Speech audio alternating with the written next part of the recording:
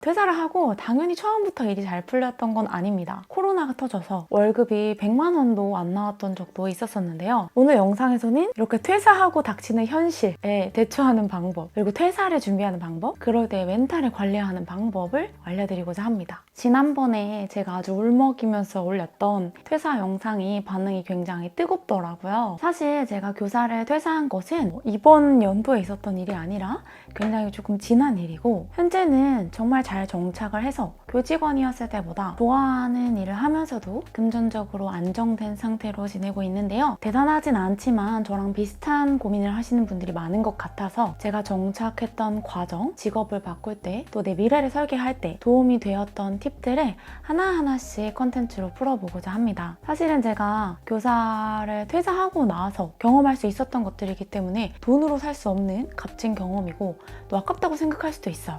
하지만 어떻게 보면 공부 말고는 할 줄 아는 게 거의 없었던 제가 좋아하는 일로 다른 직업을 찾은 만큼 지극히 평범하고 미래를 고민하는 사람도 누구나 할 수 있게 좀 쉽게 방법을 설명해 보고자 합니다. 먼저 제가 퇴사를 하고 당연히 처음부터 일이 잘 풀렸던 건 아닙니다. 교사일 때는 사실 누가 월급 걱정을 해요. 월급 매달 꼬박꼬박 나오고 뭐 정근수당 나오고 방학 때도 돈 나오고 너무 좋았죠. 하지만 방학도 없어졌고 제가 7년차 교사면서 부장이면서 담임이었기 때문에 최전 300만 원 정도 받았었거든요. 그것보다도 당연히 퇴사하고 나서 월급은 줄어들었고, 교사는 10년을 못 채우면 연금을 못 받습니다. 연금도 날아갔고 매일 잠이 안 와서 울었어요. 심지어는 퇴사하고 나서 트레이너로 근무할 때 코로나가 터져서 월급이 100만 원도 안 나왔던 적도 있었었는데요. 오늘 영상에서는 이렇게 퇴사하고 닥치는 현실에 대처하는 방법, 그리고 퇴사를 준비하는 방법, 그럴 때 멘탈을 관리하는 방법을 알려드리고자 합니다.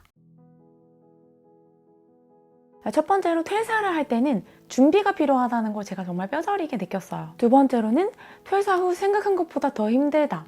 멘탈을 잘 관리해야 한다는 생각이 들었습니다. 특히 이 영상을 보고 있는 퇴사를 꿈꾸시는 선생님들이 있다면, 혹은 공무원분들이 있다면 댓글로 남겨주셨었는데 이 부분을 곰곰이 생각해 보시면 좋을 것 같아요. 퇴사하고 싶은 분들은 첫 번째로 내가 왜 퇴사를 하고 싶은지를 생각해 보셔야 해요. 첫째, 단순히 일이 하기 싫어서인지. 둘째, 경제적으로 더 안정되고 돈을 벌고 싶어서인지. 셋째, 다른 좋아하는 일이 생겨서인지. 내 마음을 잘 들여다보는 과정이 중요합니다. 저는 첫째에 해당하는 단순히 일이 하기 싫어서라면은 정말 진지하게 생각해 보셔야 한다고 생각하고요. 퇴사를 좀 더 고민해 보셔야 한다고 봐요. 둘째, 돈이 더 벌고 싶어서라면 사실은 공무원이나 교사나 직장 생활을 하면서도 저는 부동산이라던가 주식이라던가 다른 서브 잡으로 수익을 더 창출하는 친구들이나 주변 동료들을 많이 봤어요.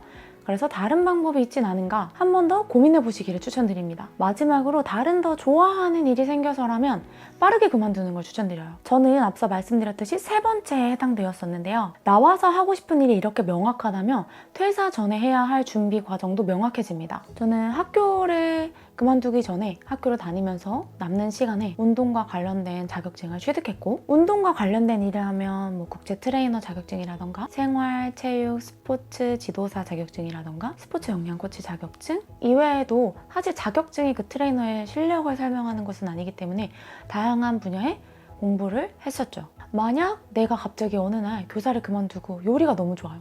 요리가 하고 싶어요. 그럼 다짜고짜 그만두는 것이 아니라 그 분야에서 전문성을 갖출 수 있는 일을 하면서 어느 정도 채워두고 나서 저는 퇴사를 하는 걸 추천드려요. 이렇게 일을 하면서 내가 가고 싶은 분야에 대한 전문성을 쌓아두고 나서 퇴사를 합니다. 저는 퇴사했던 날 아직도 잊지 못해요. 진짜 기분이 이상했어요. 제가 사실은 학교 다니면서도 조퇴를 제대로 해본 적도 없었고 진짜 풀 개근이거든요. 지각 한 번 해본 적 없었고 그냥 뭐 초, 중, 고 다 굉장히 성실하게 삶을 살아오다 갑자기 나 때려쳤어! 이렇게 돼버리니까 마음이 너무 이상하더라고요. 자유를 원했지만 자유가 생기고 나니 멘탈 관리가 쉽지 않았어요. 퇴사 후 가장 중요한 건 멘탈 관리인데요. 가장 중요했던 거, 가장 도움이 됐던 거는 세 가지입니다. 첫 번째, 의아하실 수 있지만 책 읽기였습니다. 두 번째는 최악의 상황을 가정하는 거예요. 세 번째는 나만의 성공 루틴 만들기입니다. 제가 멘탈이 굉장히 약해요. 하는 게 공부밖에 없었어서 인생에서 겪은 풍파는 퇴사하기 전까지는 성적이 떨어진 것 이외에는 별게 없었어요. 안정적인 직장을 딱 내려놨는데 주변에서 난리가 난 거예요. 주변에서 선생님들도 엄청나게 많이 문자가 오셨어요. 제가 걱정되셔서 다시 한번 생각해봐라. 휴직을 하는 건 어떠냐. 정말 마음을 다해서 걱정해 주셨고 친구들도 넌 잘할 수 있을 거야 라고 말은 해줬지만 뭔가 한켠에는 저를 걱정하는 듯한 뉘앙스를 저는 좀 많이 느꼈었어요. 이런 상황에서 흔들리지 않고 자기 길을 가는 거는 쉽지 않고 제가 가보지 않았기 때문에 저에 대한 확신도 충분하지 않아서 더 마음이 불안했는데요. 그때 진짜 도움이 되고 제가 거의 책을 한 번밖에 안 읽는데 3번, 4번 넘게 읽었던 책이 있습니다. 바로 김수현 작가님의 나는 나로 살기로 했다라는 책인데요. 이 책이 너무 좋아서 저는 이 작가님의 애쓰지 않고 편안하게 라는 책도 거의 3번, 4번은 읽었어요.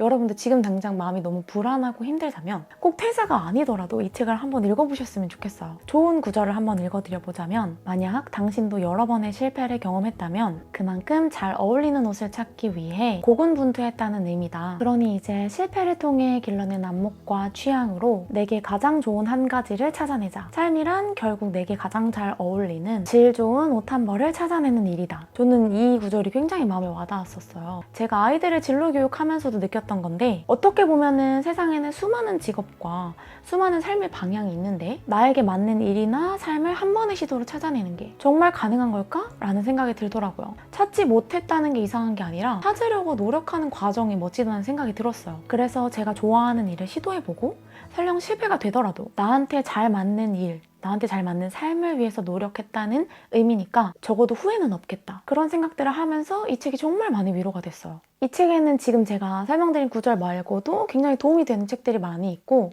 만약 내 지금 상황이 불안정하고 마음이 잘 다스려지지 않는다면 저는 이런 위로가 되는 종류의 책들이 처음 시작하는 단계에서는 도움이 많이 되더라고요. 그래서 책 읽기를 멘탈 관리로 첫 번째로 추천합니다. 두 번째는 최악의 상황 상상하기인데요. 제가 MBTI가 어쨌든 N이 굉장히 높아서 나쁜 상상을 되게 많이 해요. 그래서 선생님도 한 번에 그만두지 못하고 주변에 계속 물어봤어요. 막 고민 상담하고 친구한테 가서 걱정하고 또 걱정하면서 내가 그만두면 어떻게 될 것 같냐. 막 이런 도움이 되지 않는 막 얘기들을 하면서 조언을 구하러 돌아다녔었는데 그때 진짜 가장 도움이 됐던 말이 있었어요. 바로 다 그만두고 뭘 해도 월급 200만 원은 번다는 거예요. 공무원 그만둬도 절대 세상이 망하지 않으니 진짜 크게 걱정하지 말라고 뭘 해도 먹고 산다고 최악을 상상해서 해준 조언이 저는 진짜 도움이 됐습니다. 이 이후로도 뭔가 퇴사를 하고 힘든 일이 생길 때마다 저는 최악의 상황을 상상했는데요. 막연히 가지고 있던 두려움이 최악을 상상하고 나면 생각보다 구체화되고 별거 아니었다는 생각이 들더라고요. 그래서 교사를 그만둘 때도 그만두고 트레이너가 되더라도 못해도 월급 200만 원은 벌 것이고 설령 200만 원보다 못 벌어도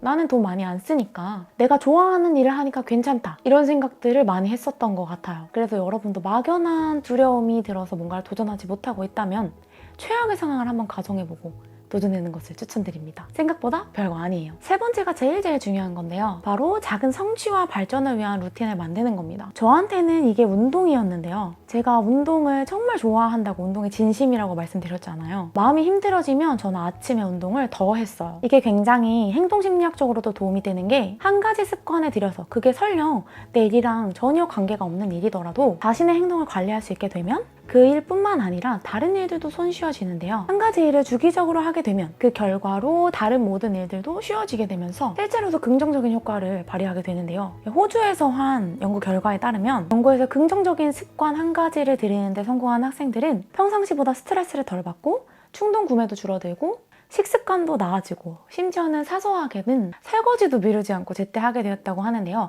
이를 후광효과라고 부른다고 합니다. 그래서 저는 저의 성공을 위한 루틴으로 당시 처음 퇴사를 하고 나서는 트레이너 일을 하면서 아침에 공복 유산소를 꼭 타줬고요. 이 공복 유산소를 타면서는 유튜브 영상 편집이나 인스타 릴스를 만들거나 나눔 이벤트를 기획하는 등 어떻게 보면 저만의 마케팅 루틴을 만들었습니다. 정말 작은 습관이었지만 하루에 30분 1시간 들이는 경험을 몇 년을 하다 보니까 유튜브 채널은 어느샌가 25만 구독자가 되었고 인스타그램도 65만 명의 팔로워를 얻게 되었습니다. 또 틱톡 같은 경우에도 39만 명의 팔로워를 보유하고 있는데요. 정말 별거 아닌 습관이지만 아침에 30분에서 1시간을 꼭 투자해서 저만의 마케팅 전략으로 사용했고 좋은 습관을 들이려고 노력하다 보니까 좋은 결과가 따라왔다고 할 수 있어요. 그래서 세 번째 방법으로는 나만의 성공 루틴 만들기를 추천드립니다. 이렇게 오늘은 제가 퇴사 준비, 그리고 퇴사 후 멘탈 관리법 3가지에 대해서 말씀드렸는데요. 첫 번째로는 책 읽기, 두 번째로는 최악의 상황 상상하기, 세 번째로는 나만의 성공 루틴 만들기에 대해서 말씀드렸어요. 다음 영상에서는 세 번째 말씀드렸던 마케팅을 할 수 있는 저만의 방법에 대해서 조금 정리해서 설명을 드려보고자 하고요. 영상을 보고 저한테 궁금하신 점이 있다면 댓글로 남겨주신다면 제가 저의 경험으로 여러분들이 간접 경험에서 더 나은 삶을 살 수 있게 좋은 정보를 업로드해 보도록 하겠습니다. 감사합니다.